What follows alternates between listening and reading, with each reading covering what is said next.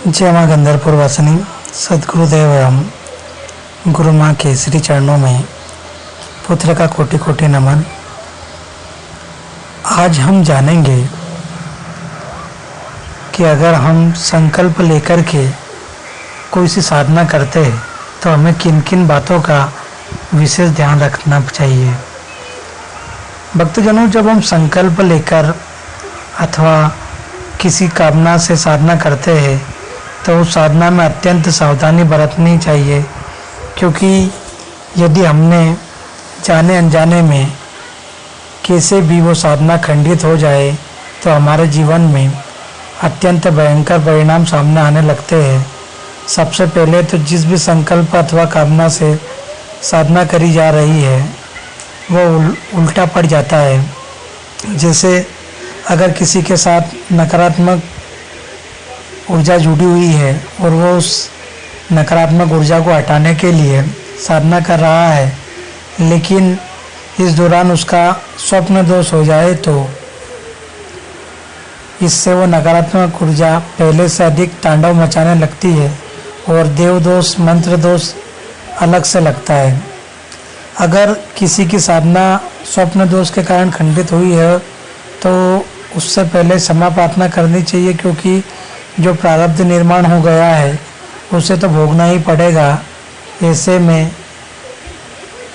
माँ से क्षमा प्रार्थना कर लेनी चाहिए, वो समस्त पापों को हर लेती है।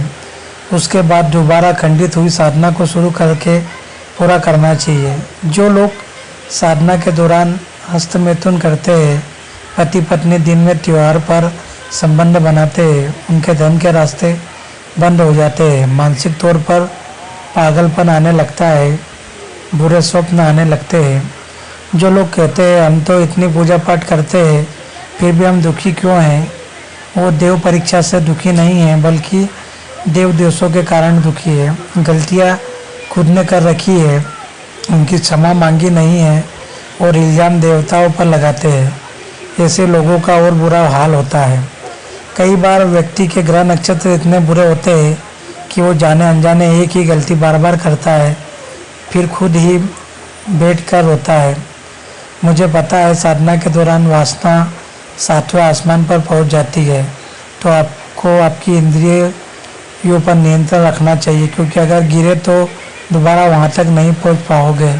इसीलिए कहते हैं साधना के दौरान अपने मन वचन पर ध्यान दो।